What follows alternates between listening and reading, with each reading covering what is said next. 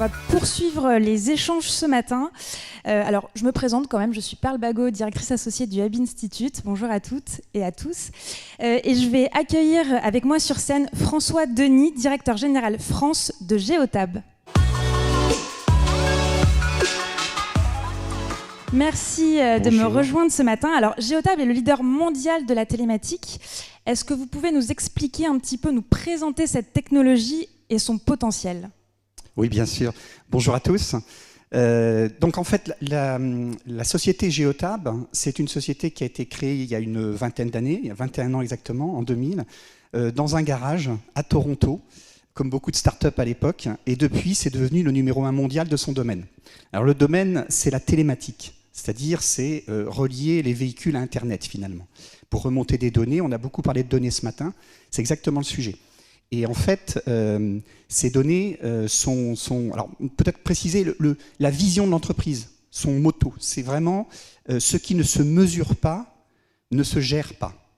Et dans le domaine des flottes de véhicules en particulier, c'est quelque chose de très vrai.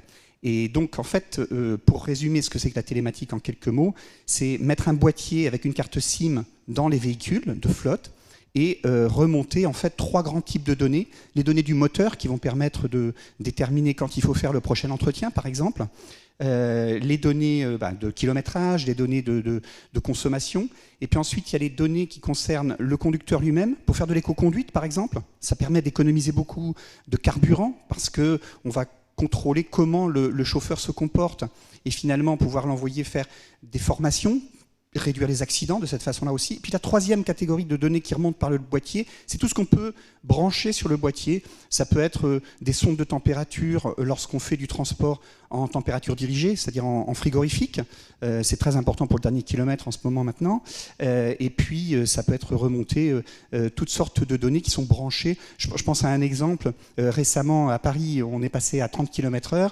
Eh bien, on peut aussi à distance faire en sorte que le véhicule ne dépasse pas ces 30 km/h pour ne pas se retrouver en infraction et pour ne pas créer d'accident inutilement. Voilà.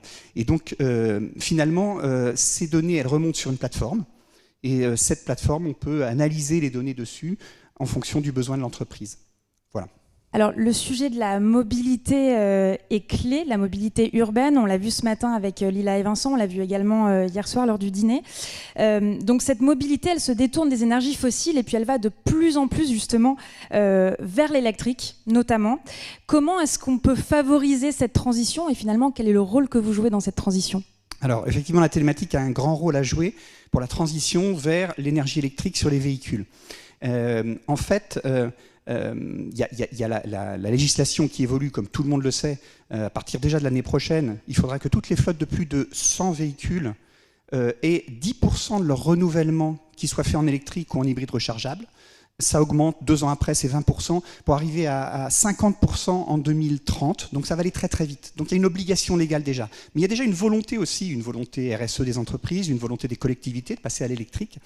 Et effectivement, la façon de le faire, c'est de répondre à la question du gestionnaire de flotte. Encore une fois, ça peut être une flotte de collectivité qui se demande « mais à qui est-ce que je vais pouvoir confier ces véhicules électriques ? C'est des véhicules thermiques avant, à qui est-ce que je peux les confier ?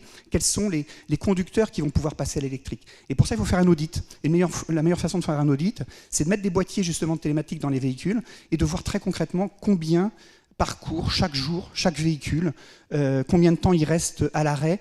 Ce sera le temps de charge possible ensuite derrière.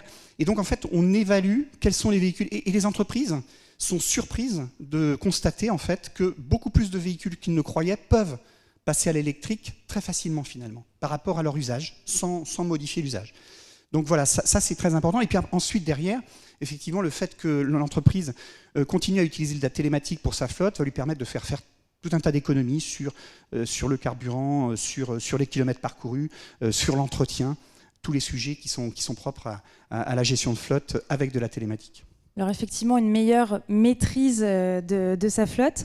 Alors de plus en plus de citadins aussi souhaitent voir disparaître la voiture en ville, trop envahissante, nuisible, pollution sonore ou atmosphérique. Comment finalement est-ce que la télématique peut apporter des solutions à ces problématiques au quotidien pour les citoyens, pour les habitants des villes ? Alors, tout à fait. Le meilleur moyen finalement on va dire, de réduire l'impact des véhicules dans une ville, c'est d'en réduire le nombre. Vous serez tous d'accord. Et donc, en fait, il y a un moyen qui existe et qui est possible grâce à la télématique pour réduire le nombre de véhicules dans une ville, c'est de les partager. Et donc, c'est ce qui s'appelle l'autopartage. Chez Geotab, on a une solution qui s'appelle keyless, qui est en anglais qui veut dire sans clé, qui permet d'ouvrir le véhicule avec son smartphone, qui permet, ou avec un badge, qui permet ensuite de démarrer le véhicule sans clé. Donc en fait, ça permet tout simplement de partager les véhicules. C'est vrai pour l'autopartage entre citoyens dans une ville, mais c'est aussi vrai pour, par exemple, une flotte de collectivités. Lorsqu'on partage les véhicules, c'est plus un véhicule, un employé, ou un véhicule, un propriétaire, ça devient un véhicule, plusieurs utilisateurs. Et c'est vraiment le meilleur moyen, parce que toutes les études qui sont publiées sur ce sujet montrent qu'un véhicule en autopartage, c'est 7 à 10 véhicules particuliers qui disparaissent. Plus besoin d'avoir son propre véhicule quand on en a toujours à disposition. Donc voilà, c'est très important pour, on va dire, réduire l'impact du véhicule dans la ville, de pouvoir partager ces véhicules, et j'encourage bien sûr toutes les collectivités à favoriser l'autopartage dans les villes, mais aussi de favoriser l'autopartage au sein des flottes des collectivités qui représentent un potentiel de réduction de coûts, bien sûr, pour un usage identique, et puis réduction du nombre de places de parking, tout un tas de possibilités de réduction de coûts derrière. Alors ça fait écho justement à l'intervention qu'on a eue tout à l'heure sur la ville de Rouen, avec qui vous devriez échanger, puisqu'elle est également sur ces problématiques. Alors, la crise du Covid, forcément, a impacté un petit peu les usages de consommation, de vie, notamment avec l'essor du e-commerce, et la question de la gestion du dernier kilomètre et de la livraison. Comment est-ce que vous facilitez finalement cette gestion du dernier kilomètre qui est assez critique en termes de gestion de flux dans les villes ? Tout à fait, la télématique a aussi un rôle à jouer important là-dessus. En fait, les chiffres disent que si on compare 2019 à 2020, le nombre de livraisons à domicile en France a augmenté de 90%.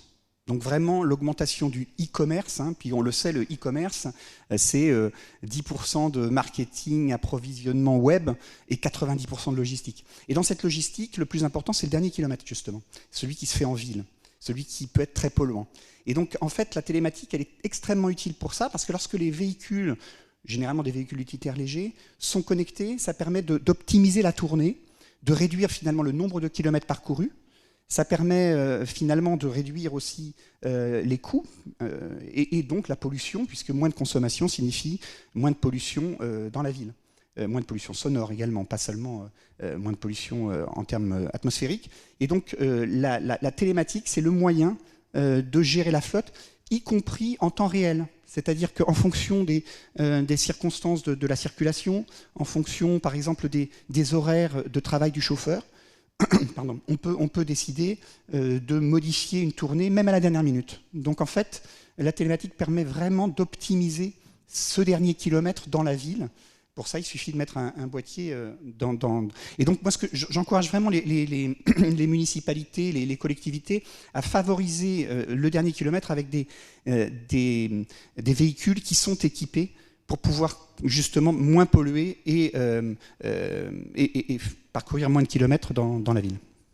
Est-ce qu'il y a besoin aujourd'hui d'une masse critique de voitures où finalement on peut mettre en place ce type de dispositif sur tout type de flotte ? Vraiment, à partir de quelques véhicules, ça vaut vraiment le coup. Je dirais même un seul véhicule, ça peut valoir le coup. Rares sont ceux qui vont le faire pour un seul.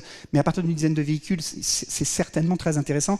Encore une fois, ça permet très rapidement de faire des économies aussi bien sur l'entretien que sur les kilomètres parcourus. Et puis, encore une fois, l'accidentologie, c'est quelque chose de très important. Beaucoup d'entreprises sont très attachées à la question du RSE. Donc vraiment, c'est quelque chose de très utile à partir même de toutes petites flottes.